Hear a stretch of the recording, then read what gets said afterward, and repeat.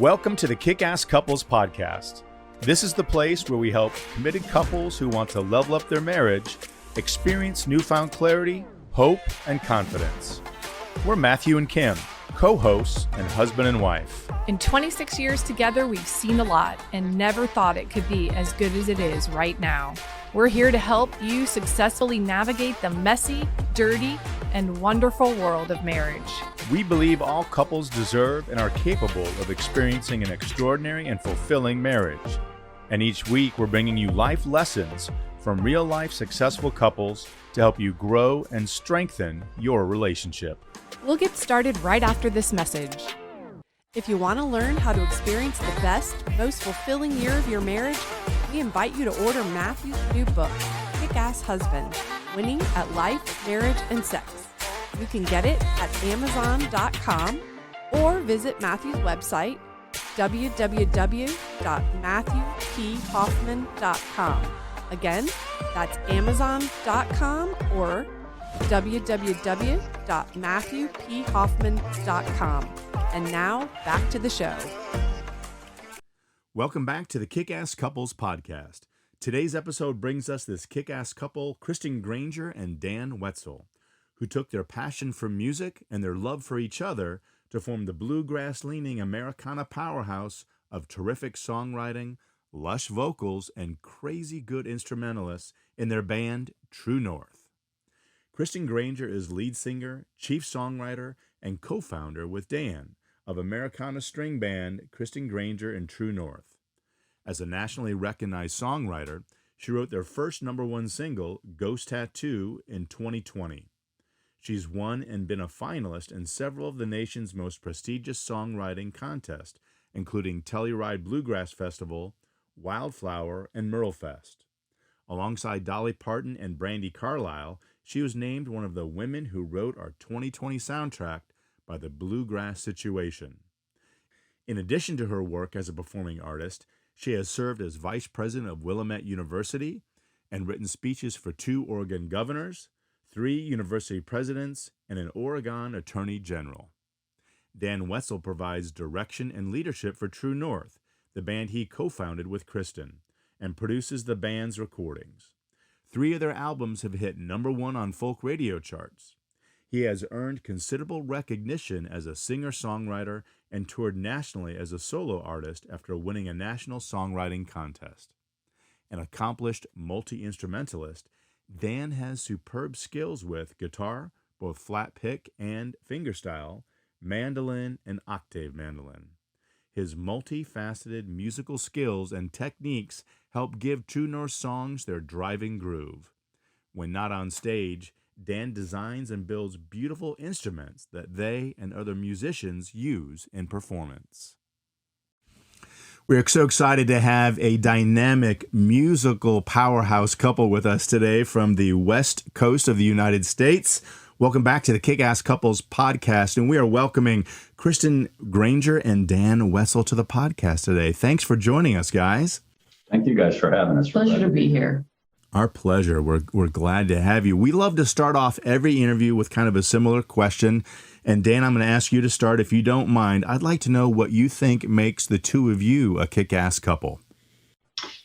Well, it's a good question. We met a little bit later in our life, and both had been in other marriages and relationships. And so we're real picky about what we wanted in a relationship. And when we met, it was just real easy to see how that fit together. And we've been able to share so many parts of our lives.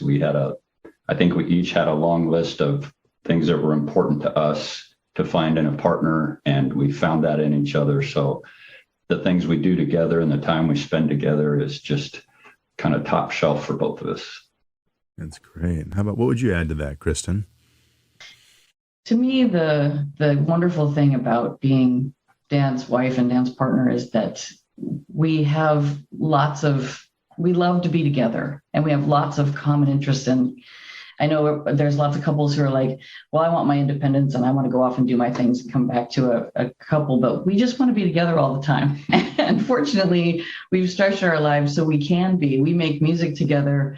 We work in the garden together. We walk and hike and enjoy the outdoors together. Our kids live nearby, so we see them, and it's this great compatibility that is both exciting and peaceful, and I love that about our relationship. Great. So you got some good elements going there. Sounds like you share a lot of quality time together, which is awesome. We really do. We feel really lucky about that.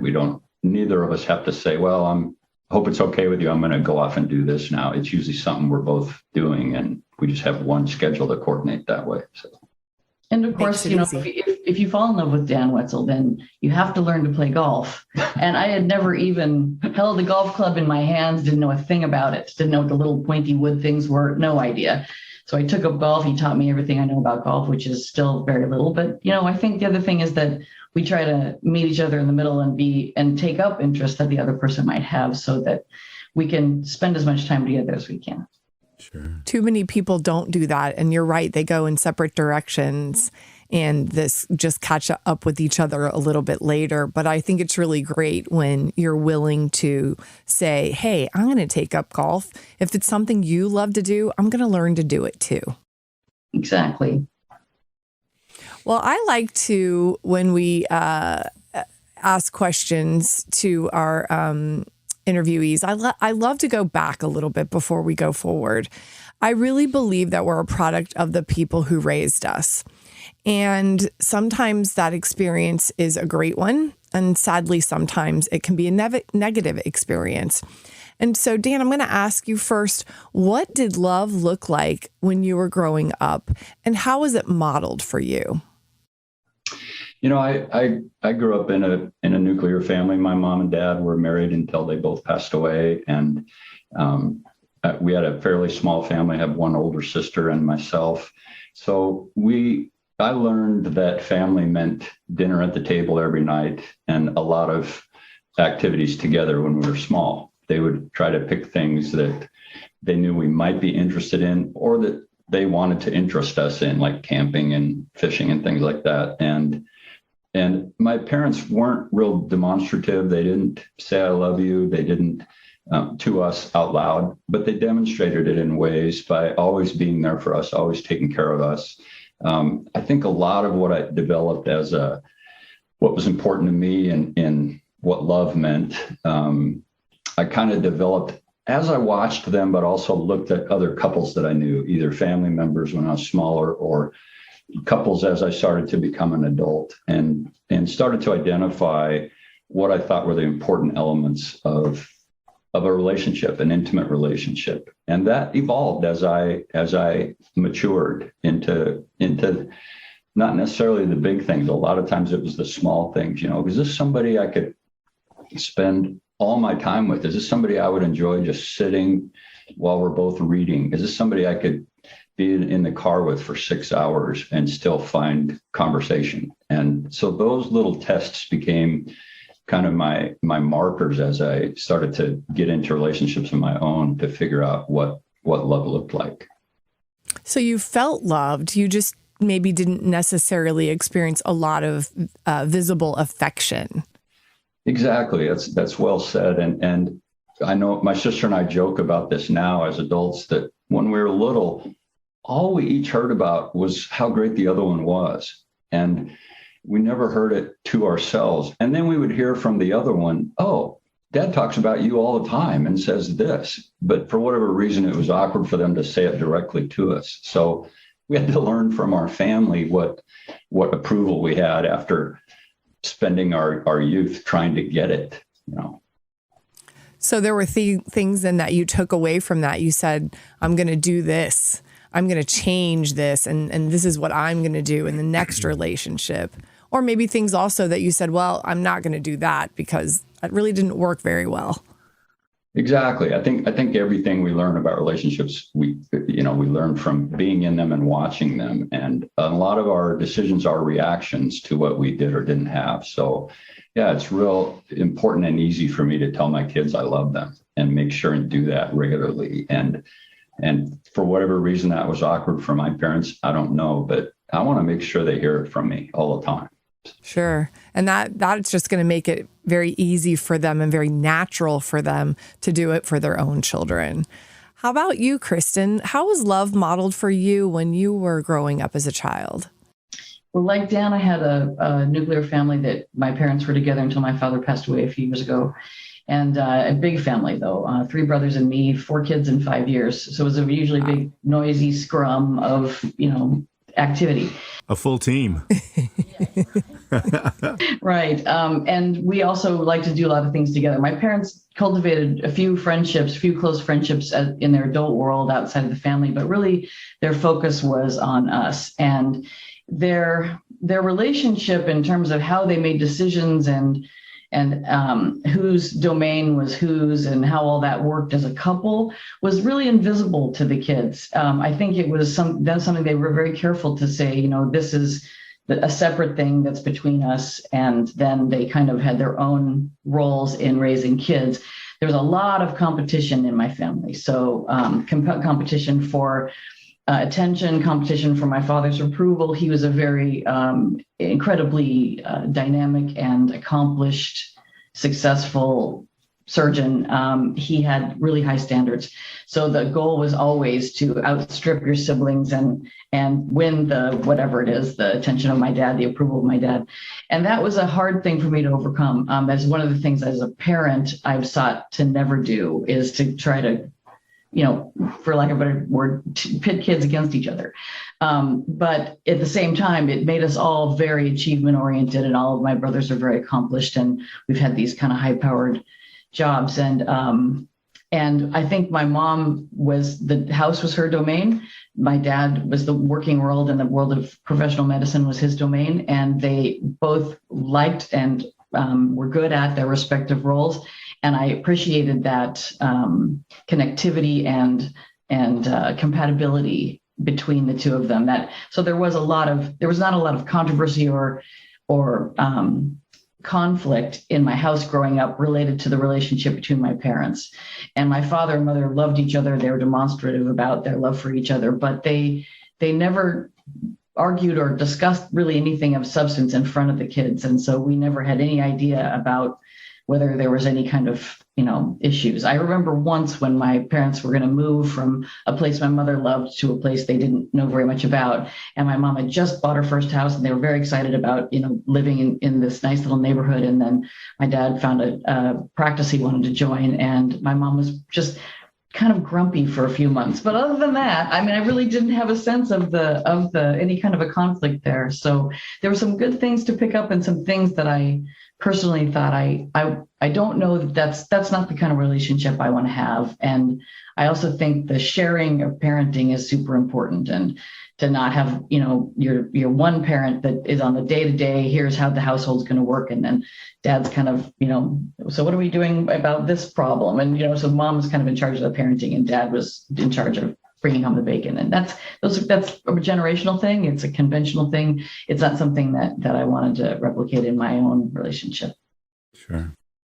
Great.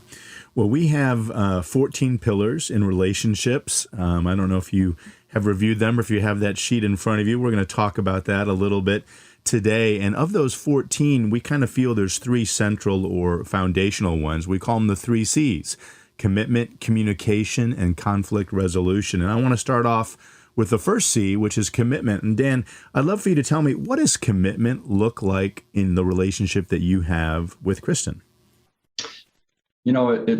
It's all encompassing. It's kind of the main thread of our relationship. And that was one of those things that I knew was important to me, and I learned was important to Kristen when I first met her, that it's not really a solid relationship you can trust unless that element is there. And how that manifests itself is 1,000 ways. Kristen mentioned we love to spend time with each other, but we're also going to always make sure we know what's going on with each other, check in a lot. We text probably, 50 times a day, sometimes more, if we're busy doing things and just want to offer support, or, hey, how's that going? Or, hey, can you do this? It's a good source of communication, but then every chance we'll be on the phone if we're not together. And then when we have a chance, we'd rather just spend our time together and sit and talk. And that commitment it's a thread through our whole relationship. There's just never going to be a doubt whose corner we're in first.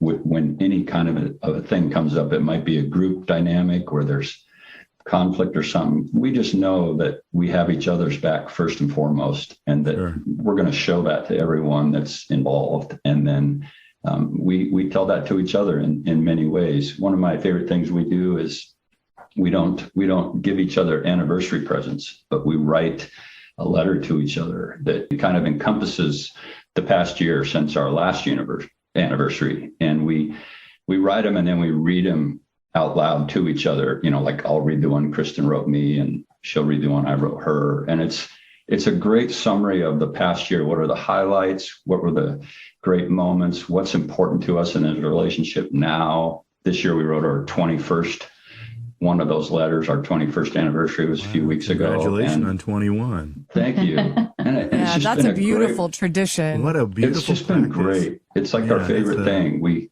get a chance to talk about everything that's important to us and say it out loud in writing, even if we've maybe not mentioned it as many times as we wanted to during the year or something. But it is, I think, one of the best decisions we made early in our marriage. Is we've done it since the first anniversary, is to eschew the idea of having to shop and find gifts every year. It didn't mean anything after a while. I felt like this is the right thing for us to renew that connection and remember the reasons we fell in love and stay in love. That's a great tradition. I love that you read them out loud as well, because it's coming from you directly. Yeah. No tears ever, right? No tears are shed, right? Every time. Every time.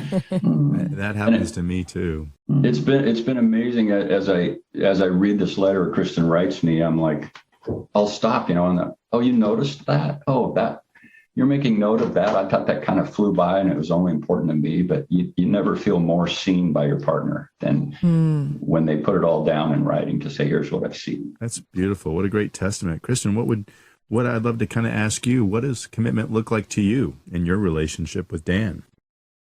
Well, I think the thing that comes through for me in terms of commitment is that it's something I want to do, not something I gotta do. It's something that it's a fundamental foundational thing. And it's like, I don't love breathing. It's something that's always there. And I know that it's evident to other people. We were once, last year, we were playing a show up in Portland, and backstage, one of the women, we were playing with a group of artists we didn't know. So it was a series of acts. And one of the artists said to me, "Is that guy your husband?" And I said, "Yes, he is." And she said, "Well, that's good, because if he wasn't your husband going to be pissed." And there's something that people can tell about how we look at each other and how we interact, and even how we perform music, that just is emblematic of our commitment to each other. And it's not an act, it's just there. And I know if we're in a crowded room and Dan's across the room, we're going to find each other's eyes, and these smiling eyes are going to be catching mine from across the room, and that warm feeling that is the fundamental element to me of being committed to another person is everyone can tell you're committed, whether you're wearing a ring or not, whether you're saying this is my husband or not. They can tell that you're a couple and that you're in it to win it, kind of. It's that expressiveness and, the way you're expressing yourselves to each other. People see that and they pick that up. Yeah, I'd love to. So I want to ask a little follow-up question. Two beautiful examples. Thank you for sharing both of those about commitment. And I have a question because not being a performing artist, at least currently in music, I would love to know from each of you, are there songs that you all perform together that were either written for or about each other? Or when you sing them or play them, are you playing them to or for each other? Well, so I am the person who writes most of the music for Kristen Grainger and True North, our band, and we play as a duo often. Started out as a duo, and we still frequently book about half our shows as a duo. And I've written 3, I think, songs about Dan, and there are some of them that when we play them, both of us have to keep from tearing up. And people come up after the show and say, where can I find that song, that, the Avalanche song or the Be Here Now song? Because I want to take that home. And it means something to them too. They can tell that it's a love song. The ones that Kristen writes for me, I'm lucky enough to get to be the guitar player on them. But I noticed that I don't sing on any. A lot of our songs we sing as duets, and I don't sing on any of those. And part of that is because it's her message to me, and part of it is because I can't for the first 2 years. I'm just looking down and tearing up and trying to get through the guitar part because it's so touching, for me to have her write something like that for me and then present it to the world and say, look, Yeah, and I did write one that we sing as a duo that is about relationships and how that, you kind of the peaks and valleys of relationships and how you soldier on through difficult times. And if you're committed, you're going to be in it for the long haul, and not all gooey, dewy-eyed love, but just the reality of what a real committed relationship looks like. So, yeah, so I guess they kind of run the spectrum. I want to talk with the two of you a little bit about communication and what communication looks like in your relationship. It's essential, I think, that we learn to communicate well within a relationship, but it's not always easy. So, Kristen, how do you and Dan communicate in your relationship? What does that look like in your marriage? Well, since we do so many things, so music is a really intimate thing when you're writing music and when you're performing music. And we used to joke that a band is like a dysfunctional family without the unconditional love. That's how bands operate. They don't have the same level of emotional investment in the success of the endeavor as a family would have. But they all have to kind of coexist and communicate and thrive together. And in our relationship, since we do so many things together that require this intimacy and trust and connection, that this checking in thing that Dan talked about, we check in a lot. And when we're not together for even a few hours, we just like to be in connection and just check in. And we communicate through just ordinary things that couples do in terms of parenting, in terms of, running a household, managing a budget, those kinds of things. But more than that, I think our communications is through this closeness. And when we don't feel that closeness, we call it being in the bubble. And when we don't feel like we're in the bubble, then we want to stop and figure out why and get back in it. And sometimes we do that with talking. Sometimes we do that with physical touch. Sometimes we do that with music. But that's an important part of how we reconnect or refresh that connection and get back in the bubble. Does one of you just say, wait, time out, we're not in the bubble, we've got to regroup? Is that something you would say to each other? It's more like, I can't find you. I can't find you. I feel like there's something bothering you, or that I want to be able to find you. That's usually the phrase. And then, not that you've ever had to say that, of course. No, right. Can't find you. Only on the golf course. Right. You know where to find him. Yeah, that's right. I'm in the sand trap. He's on the green. Yes. Anyway, I know. How about for you, Dan? Would you add anything to that? Your communication style with Kristen? We have some things that are built into our relationship too that I think foster a lot of communication. We have these two chairs that we've had since we first got together. We call them the Archie and Edith chairs, which I'm kind of dating myself there as all in the family reference, but they sit close to each other with a little table between. We have coffee there every morning to start our day. We eat all our dinners at the kitchen table, and those two times we know we have built in. It's time to in the morning one. It's kind of, what do we have in store today? What's unresolved from yesterday? What's our plan? What, if any, are any issues? Sometimes that's just a quick check-in. Sometimes that's a 2-hour conversation if there's something pressing. Same with at the dinner table, and then we do a lot of long walks together too. And it's always a chance to both get out and be out in the world and do something physical, but have these long talks. And sometimes it's obvious what we want to talk about. Hey, let's get back to this and let's figure out what we're going to do about this. And other times there's nothing pressing. So what are you thinking? And then the other one will say, oh, I'm thinking about this. And then that turns into a 2-hour conversation at a longer walk than we planned. So having those systems in place is something we can really count on. We know we're not going to go days without a chance to sit down and see what's going on. And it is always driven by, if there is some issue that one of us feels unresolved about or like we need to talk about, we don't necessarily wait for one of those two moments either. We'll just immediately say, hey, can we talk a minute? Are you busy? Let's go to the Archie and Edith chairs, and sit down and talk. So I like having those systems in place, sort of. Yeah, you create a lot of opportunities to connect with each other, and that's really important in a relationship. Yeah, good regular communication, and I love I remember All in the Family, and same. and the show we watched right after that was The Jeffersons, right? Moving on up to the east side. So yeah, good memory. When it comes to creating a kick-ass marriage, do you ever wonder what you could be doing better? Have you ever thought how helpful it would be to be a part of a like-minded community of other imperfect couples who want to level up in their number one relationship? Come visit Kickass Couples Nation, where you can talk with people just like you who are looking for ways to invest in and increase their joy, commitment, and fulfillment in their most important human relationship.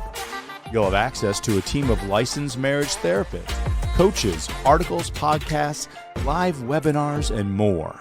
Just visit MatthewPHoffman.com so you can learn more about a community that's ready to help you level up. That's MatthewPHoffman.com so you can become of the growing Kick-Ass Couples Nation right now. The third C is conflict resolution. And, if you've been together and been through more than one relationship especially, you know that no matter what, no matter how sweet and good it is, there's always conflicts or disagreements. So, Dan, I'd love to kind of hear from you first. When conflicts arise, what do you guys do, and how do you approach those and work through it? Well, it depends on what it is, of course. And so many of our conflicts aren't necessarily with each other, but it's something that's really hard to deal with. It might be an issue with one of our kids or a family member, or a big decision we need to make about a job or the band or something like that. And it can be hard to talk about, but our first move is always to say, can we sit down and talk? And that's the first thing, is to talk about it, not to, hey, I need 3 hours by myself, get away from me. We never take that approach. Sure, there's going to be disagreements and things. I kind of have this theory, and I'm not sure Kristen agrees, but I don't think couples have a lot of arguments. I think they have one argument over and over and over that manifests itself in a whole bunch of different ways. Sure. And it's usually just a fear-based thing, it's usually, if you really, really, really knew me, would you still love me? And that's some deep fear that I think we have inside of us as humans. And even though there's all this evidence from your partner that, of course, sometimes you just need that affirmation, and you need that to say it out loud and hear it out loud one more time. And so we usually try and get to what's the core issue here, because it's probably not that I brought the wrong peaches at the store or something. It's probably something underneath that. And I think we're really good at identifying, just pausing during the conversation or going, oh, now I realize what I'm actually arguing about. And it isn't this thing that brought us to the chairs, it's some other thing that maybe is an old issue or something I brought into the relationship and never figured out how to deal with. Sure. So taking the time, what I hear you saying is how you guys take the time to be patient with each other and figure out what's going on under the surface and try to figure that out and understand. Yeah, and that patience, Kristen is brilliant at, both in her career and in personal relationships with everyone she knows. She can look at any situation and first see the huge picture of it, and then keep that in mind the whole time that she's dialing down on what the little issue is that's manifesting itself. She does this when she writes songs. She'll take a huge topic and then figure out a way to show that in a minute way that everyone can relate to, because everybody feels the impact of that huge topic. And so when you talk about conflict resolution, her having that insight is so helpful. And I've learned a lot from that, from trying to keep that in mind. What's the bigger picture here? That's great. Kristen, how about you? When you look at your relationship, how do you handle or deal with conflict as it arises in your relationship with Dan? Well, I will say we have been fortunate to not have, knock on wood anyway, not to have huge problems, big money problems or other kinds of things that really drive or test couples or drive them apart or anything like that so far. It's been pretty easy stuff, but you got to remember, I come from a family of arguers. Okay. So grew up in a family of competitors and arguers, and it was who can win the argument, not how do we resolve the issue. And it took me a long time to learn how to resolve conflict without having there be a victor in the situation, because that is the death, I think, of intimacy, is when there has to be someone who wins and someone who loses, and you have to keep score and blame and whatever. And that's something that I really have learned from Dan is that what are we really arguing about here? And what are we really afraid of here? And maybe it all boils down to, I need reassurance. And then you can move forward with that. You can go forward from there. Or, the fear of, you think I might be a bad parent or something, so you have to have the other person say, wait. Okay, so the issue isn't that you're a bad parent. The issue is this is a difficult situation, and I believe you are a great parent. And just something like that you have to have that fundamental, like the Oslo talks. Everybody came to the table because they knew the others wanted peace. Everybody was there because they wanted peace. And if you come to that situation knowing it's a place of acceptance and love and trust, then you can really horn in on what are the real underlying problems here that are coming between us, and how can we eradicate those. I think as soon as couples lose sight that they're on the same team, right? So many of us think that all of a sudden it's one against the other, but when we realize, okay, wait, we are on the same team. We can figure this out together and conquer this together. That's when it clicks. Yeah, and we talk about a lot in a relationship, in your relationship and ours.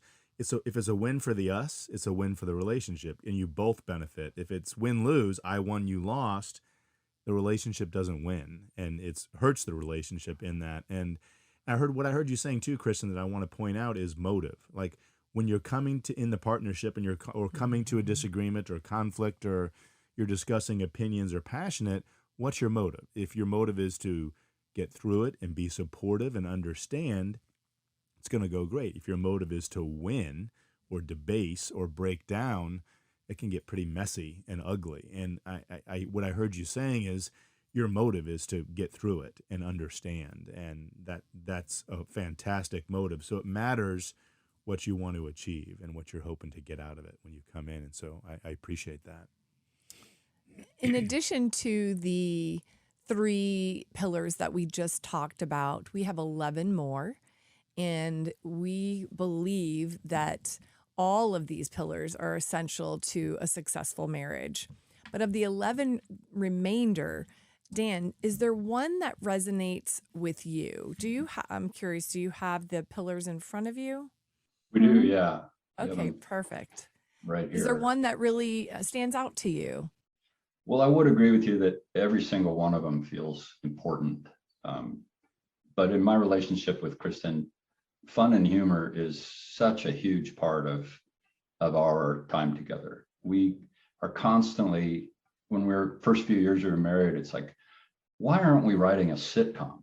This is funny. And then we realized we are writing a sitcom and we're starring and directing and producing it every day. This is it. I can't wait to hear what is going to come out of Kristen's mouth. And I learned early on about her, what her sense of humor was like and how fast her thinking speed was. And so it's just, we can get into this situation where we're just bantering with wit as quick as we can. And it just gets funnier and funnier where we, if I'm driving, sometimes I just have to pull over and laugh my head off. But it is such a great part of our life. There's just not a day that goes by that's dark and gloomy. And we can always find humor in everything. And Kristen's very careful not to have a victim in that. She doesn't make fun of people, or me, but she's just such a fast thinker and a witty person. And I love that. When I first started dating Kristen, a friend of mine who I'd known for years said, "You finally found someone that can keep up with you." And I said, "Oh, she's way ahead of me and I'm just trying to stay in shape because it's really fun." So That's great. How about for you, Kristen? Is there a pillar that really resonates with you? Well, I mean, I love the fun and humor too, because I think that is a huge part of who we are, and as performers and as partners and as friends and parents. But I also think appreciation is that pillar resonated with me because while we have all this compatibility, we have totally different skill sets, and Dan is always so great about showing appreciation for the things that I do well and the things that I bring to the relationship. And I try to do the same for him too. He's incredibly creative and talented and makes guitars and all kinds of musical instruments in our basement, beautiful instruments. And he can fix anything or build anything. He was a professional contractor for years. And so I don't have any ability in that way. I also appreciate that he's a great athlete. He's a great parent. He's a great husband. And I want to demonstrate that I appreciate that and that I see him. That's all about that being seen thing. That's an important part. What keeps us in the bubble is knowing the other person knows us, the good things and the bad things, and appreciates who we are in the world and can show that appreciation. And that, I think, is key to intimacy. It's key to all these other things, is knowing that they appreciate all of the good things that the other person is, and also the challenges that we all face, that they appreciate that you're doing the best you can all the time. Yeah. Showing that kind of gratitude towards each other and appreciation for each other is really impactful in a relationship, because it makes you feel seen and heard and safe, and it does so much good for your relationship. Yeah, I've never heard anybody say, "Gosh, my spouse appreciates me way too much." They say too many good things about me, right? I mean, it's oxygen. It's more like he ran out of superlatives, right? That's the main problem. That's right. Got to keep studying and working on the words. Well, Kim and I are also big proponents of a concept that we call overflow thinking. And we firmly believe that the strength of your number one relationship, your romantic relationship, really is the center and source of everything else in your life, and that goodness can flow out into everything else you do. So I'd love to hear each of you talk a little bit. Kristen, maybe you'd start. How do you see the goodness of your relationship with Dan overflow into other parts of your life?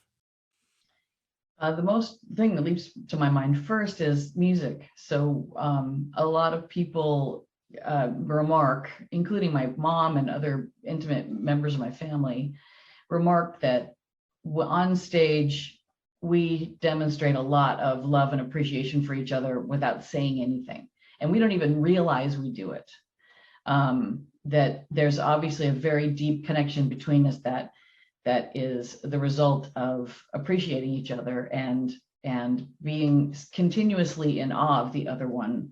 And that is reflected in how we engage with each other, how we look at each other, how we talk to each other, and how we talk about each other during musical performances. I also think, like I say, music is a super intimate thing to do, and it can be hard. A lot of couples are where there's two musicians, they don't perform together, or they don't perform the same kind of music. And there's this like, who's doing better in their career thing. And we don't have any of that. We don't have any of that, because everything we do is to build up what the other person does. And we have different skill sets in the music situation, but they're very compatible. And that comes across when we perform the music, and the number of what we've built over the years musically, and the number of fans we have, and albums we make, and bookings we get. It is a reflection of the joy people see and how we are together, and that they feel and they want to be around. They want to be around that good feeling, that loving feeling. Beautiful. That's a great example. How about you, Dan? How do you see the goodness of your relationship overflow into other areas of your life? Well, I would definitely agree with everything Kristen just said. The music's probably the most obvious and biggest example of that. But also things I've learned in our relationship have changed how I deal with other people in my life. Kristen's ability to look at every person and really see them and figure out what's good for this person, what does this person need, whether she's picking out a gift for them or just wants to make them something or give them a book or something. And because of this approach, she has friends she's had for 40 years that she still nurtures those relationships and knows how to maintain them. And I didn't really have that skill set when I met her. I was a typical guy, I guess. Oh yeah, I used to know that guy in college, but I don't know where he is now.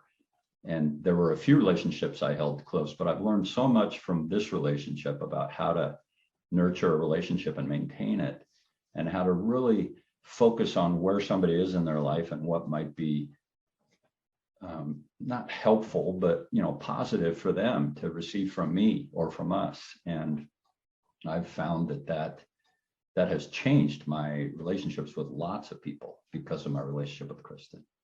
One other thing I'd add is that what we don't realize how we come across to other people until things like what people say about our music, but also young couples say, we want to be you guys. We want to be like you. And our daughter picked someone that she thought was going to be the person that would help her become the best version of herself. I mean, that's the biggest compliment and the biggest affirmation is to have new couples or young couples or newlyweds say, so we want to be like you guys when we grow up. This is what we want for ourselves. It's infectious. That's great role modeling, and what a gift you've given to your family, especially in that regard. Dan, if you had to go back and give yourself, your unmarried self, a piece of advice, what would you say to yourself? Well, luckily I took this advice, and I almost didn't, but it would be to hold out and wait for the right person, to really be selfish when picking a partner. And I know so many people who settled for whoever was available at the time, or checked some of the boxes so it seemed okay, and it's just not loveless necessarily, but not thrilling. And I had the training wheel relationship that I outgrew, and then was alone for quite a few years, and kind of had resigned myself to, maybe that's okay. Maybe I'll be single from now on. And then I met Kristen and was first a little wary of, I don't know if I want to get back into a marriage, but as I started to really examine what our relationship was, it was everything I ever wanted and has far surpassed that since. So I would say that to my young self. I say that to people I know now who are searching and maybe starting to feel desperate in a search for a partner, is just hold out and be picky and wait for the right person. And sometimes that means not looking harder. It means just being yourself more and letting these people come across your path. Because I think there's a desperation that you wear, especially men, wear across our face like a blinking light. Like, I'm desperate for a partner. Are you the one? And, that's going to make anybody kind of back off. And if you quit looking and really just work on who you are and being comfortable with yourself, is when someone amazing comes along and recognizes that.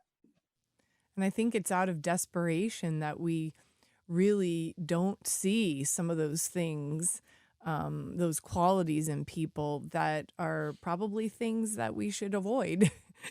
People we probably should stay away from, because that desperation just sort of takes over and says, oh, it's just that one little thing, or it's just those couple little things. Because it only, as you know, when you are together over time, it only enhances and only becomes a much, bigger thing. How about for you, Kristen? If you had to go back and give your unmarried self a piece of advice, what would you say to yourself? Just because everyone's getting married doesn't mean you should get married.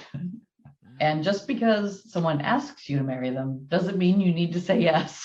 I got married too young. I was too young and stupid to know better. And I guess what I would say, that it's along the lines of Dan, of hold out for the right one, but also don't think that marriage is something you have to do or you need to do, and you need to do when you're 25. I was actually 22.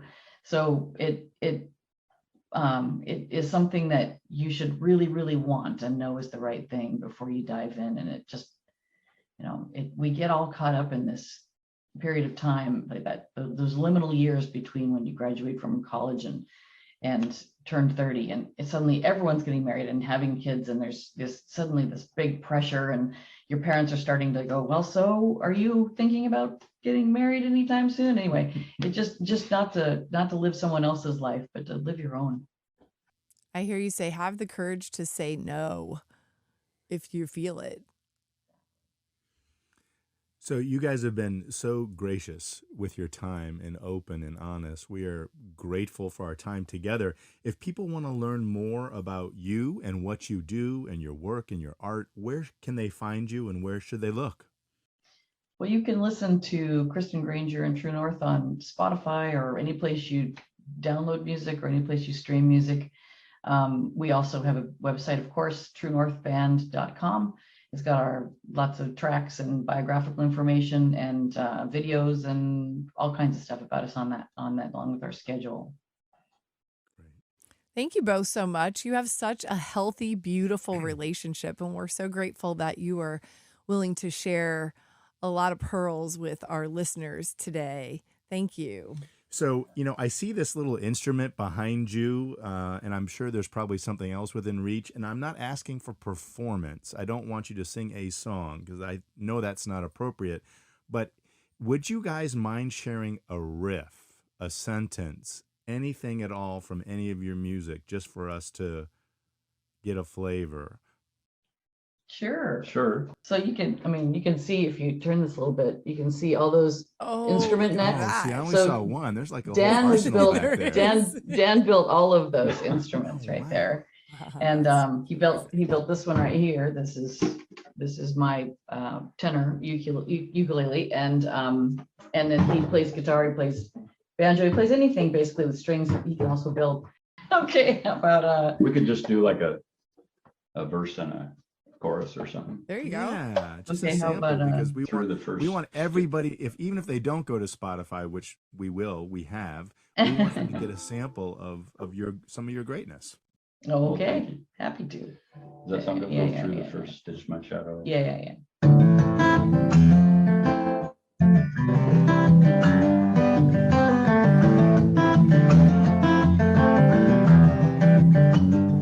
You are the rock, you are the hard place, you are the slow burn and the quickest about face. Your kind of turbulence separates continents, but the garden of your sweet peace bears no resemblance.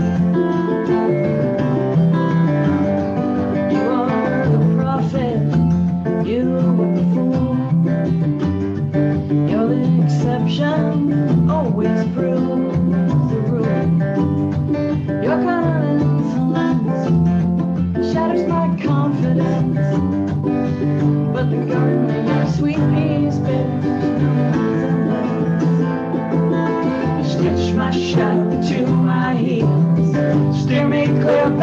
wheels, point out road from that fields, I should be all right. Is that enough? Beautiful. Thank you. Yeah, I wish I had the clapping button on the soundboard I could hit. And thank you so much for that gift. You're welcome. And Of course. thank you so much for allowing us to spend time together. So many beautiful things about the two of you, and we can't wait to share them with our audience. So we Such a appreciate pleasure to meet you both. Thanks for doing this. We will connect again soon. Thank you. Okay. Okay. That's all we've got for this episode of the Kickass Couples Podcast. If you like the content of this show, you'll love Matthew's newly released book, Kickass Husband, Winning at Life, Marriage, and Sex. To receive a digital mini book of quotes and images from the book, all you have to do is rate this show and leave a review in Apple Podcasts, Spotify, or wherever you tune in to listen. Then email us a screenshot of your review at podcast@kickasscouplespodcast.com, and we'll get it over to you right away. Until next time, remember, happily ever after doesn't just happen, it's on purpose.